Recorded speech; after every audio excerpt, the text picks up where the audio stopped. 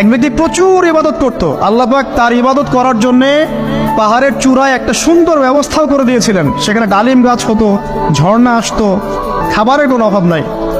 হাদিসে এসেছে 500 বছর সে ইবাদত করেছে। কত বছর?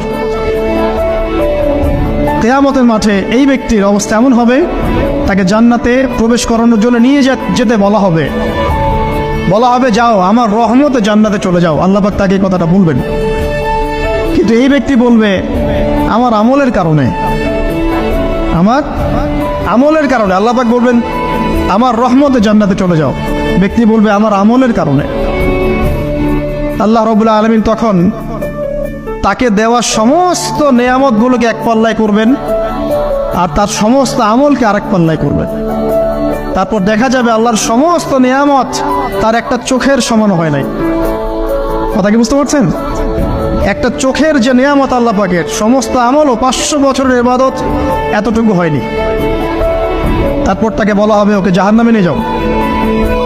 এবার জাহান্নামে যাওয়ার সময় সে বলবে আল্লাহ তোমার রহমতে আমাকে মাফ করে দাও। তখন আল্লাহ পাক তাকে আবার ডেকে নিয়ে আসবে, বলবেন যে তোমাকে যে আমি ইবাদত করার জায়গা করে দিয়েছিলাম, এটা কি তুমি নিজে করেছো না আমি করেছি? সে বলবে আপনি করেছেন। তোমাকে যে আমি সৃষ্টি করেছিলাম, তখন কি তুমি কোন আমল করেছিলে? বলবে না। তাহলে তোমাকে যে সৃষ্টি করেছি আমি, এটা কি তোমার আমলের কারণে? না। তোমাকে সারা দুনিয়াতে এত নিয়ামত দিয়েছি, এটা কি তোমার আমলের কারণে? সে বলবে না। তখন তাকে জান্নাতে প্রবেশ করানো হবে। এটা মনে রাখবেন, জ্ঞান আল্লাহর পক্ষ থেকে আসে।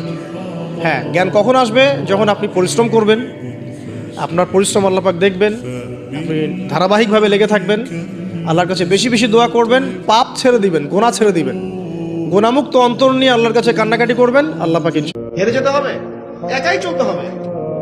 যদি ডাক শুনে কেউ না আসে, কি একলা চলো, একলা আল্লাহর পথে চলেন। হ্যাঁ, যদি ডাক শুনে আল্লাহর পথের ডাক শুনে কেউ না আসে, তবে আল্লাহর পথে একলা চল। এটা পুরো বাক্য আর কি।